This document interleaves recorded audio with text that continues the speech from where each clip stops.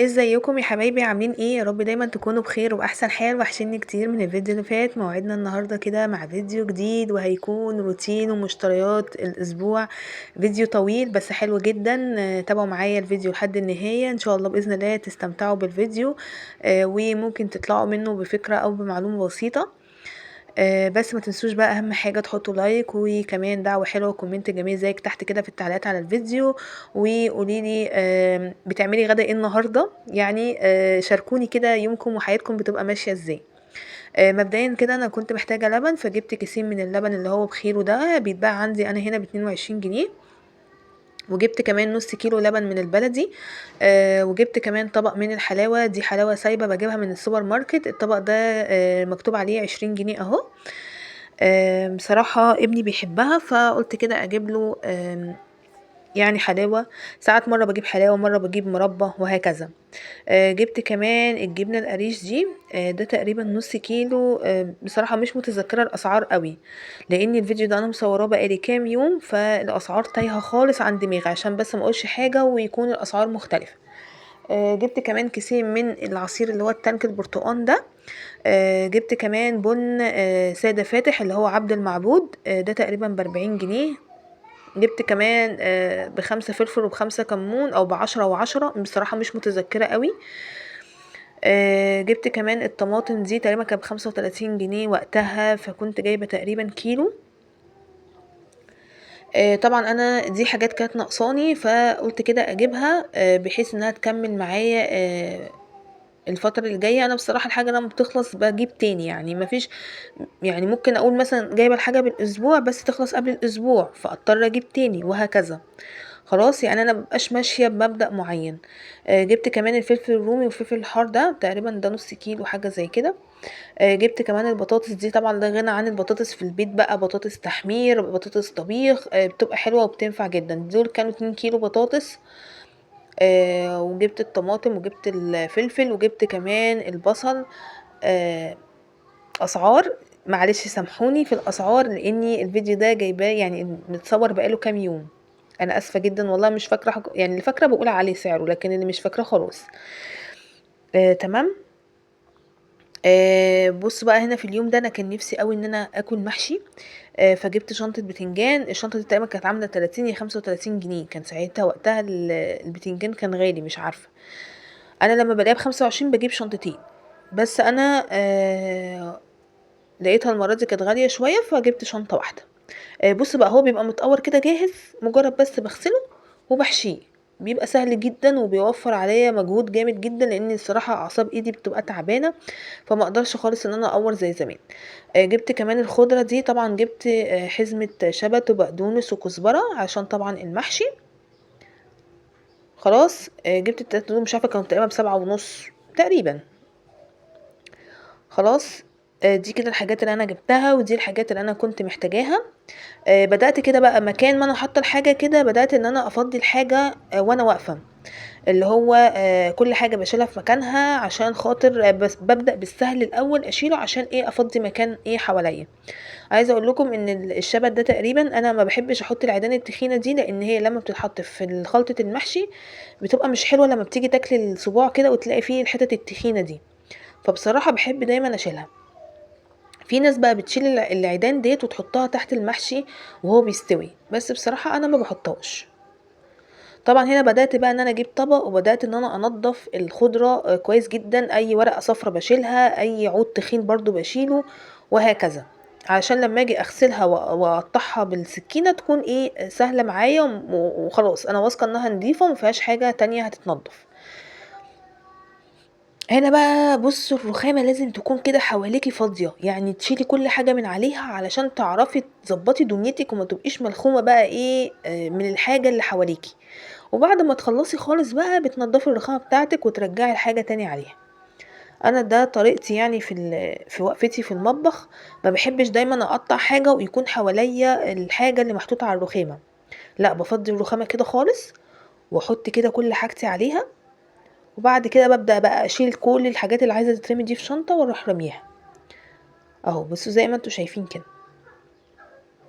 طبعا الخضار ده كله هيتغسل، انا ما بسيبش حاجه في التلاجة مش مغسوله، لا بغسلها وبعد كده بحط كل حاجه في المنظم بتاعها زي ما انتم متعودين معايا من زمان. اهو هنا بقى كنت نضفت الخضره خلاص، وهنا كنت بقول لكم ان انا هغسل الخضار واشيله، وهنا بقى حطيت الحلاوه في علبه صغيره وحطيت الجبنه برده في علبه صغيره اهو. هغطيهم بقى واحطهم بقى في التلاجة. في التوقيت ده بصراحه اولادي كانوا جابوا ايس كريم، فقلت خلاص اجيب انا كمان بقى واحده واكلها، بس لقيتها سايحه فقلت خلاص اسيبها شويه في الفريزر. هنا بقى كنت في اليوم ده سلقه لحمه اول ما صحيت. هنا بقى جبت حله وحطيت فيها بصل متقطع، وطبعا خلطه المحشي انا بعملها بسمنه على زيت. خلاص هنا بقى بدات احط التوابل بتاعتي، حطيت ملح وحطيت كمون وحطيت كزبره وحطيت فلفل اسود وحطيت رشه من السبع بهارات وواحده مرقه. دي الحاجات اللي بحطها في خلطه المحشي. عمري ما جربت بصراحة ان انا اجيب خلطة تسبيكة المحشي الجاهزة اللي بتتباع جاهزة زي الكفتة والبرجر والحاجات اللي زي دي. انا بقول كده كده يعني الخلطة بتحطي فيها التوابل اللي عندك في البيت، فمش مستاهلة بصراحة. هنا كان الفلاش قفل عشان خاطر السخونية بتاعة المطبخ والبوتاجاز. تمام. فهنا بقى كنت حطيت كمان رشة من البابريكا. هبدأ بقى ان انا انزل بالطماطم اللي انا ضرباها في الكبة، وطبعا الطماطم بتاعة المحشي مش بتتصفى خلاص. هنا بقى سبتها لحد ما اتسبكت وحطيت كيس صلصة، ونزلت بقى لما اتسبكت بالرز والخضرة.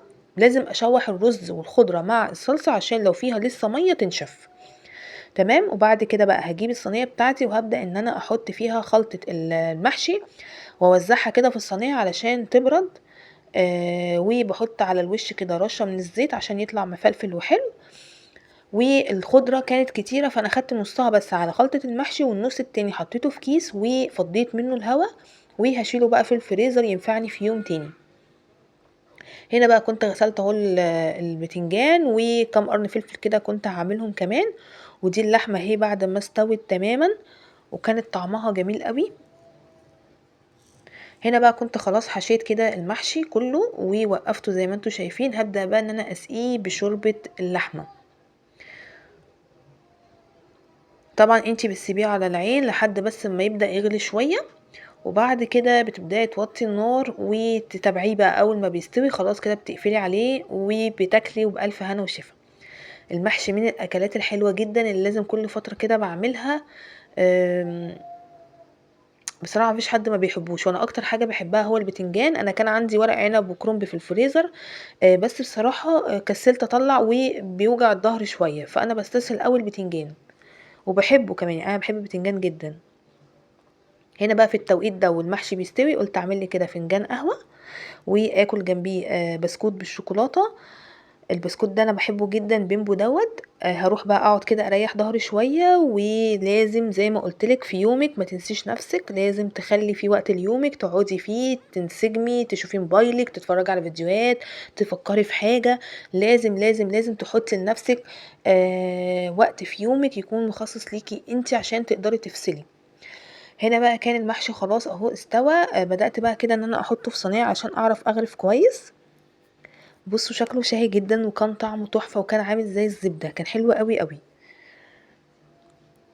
هنا بقى بدأت اجيب كده اطباق وبدأت احط كده بحط لكل واحد فينا كده طبق، وهحط معاه حتة اللحمة بتاعته كده يكون اكلنا جاهز. وطبعا اللي عايز شوربة بحط له شوربة.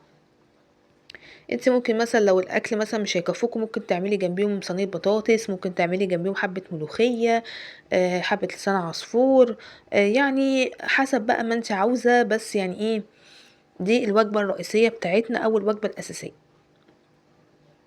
وكنت نزلت لكم فيديو منيو اكلات الاسبوع او 10 اكلات من وجبة الغداء. مش عارفة هو نزل لكم ده الاول ولا المنيو الاول. هنا بقى كمان كنت جبت اللحمة بتاعتي بعد ما اتسلقت ورحت حطها في الصينية ديت عليها معلقة زبدة، وبدأت ان انا احمر فيها كده بس بتوطي النار شوية علشان ما تتحرقش وتاخد لون كده بسيط. وبتحطي رشة ملح ورشة فلفل اسود عليها. تمام.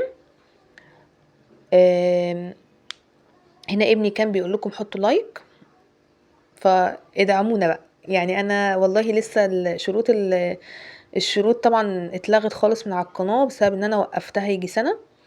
فالحمد لله على كل حال، أنا رجعت لكم عشان أنتم كنتم وحشني جدًا، جدًا، وأنا باحبكم جدًا في الله، وأنا واثقة من حبكم ليّا بدون أي مصلحة أو بتحبوني كده لله في لله، وأنا مبسوطة جدًا بحبكم ليّا دوّة.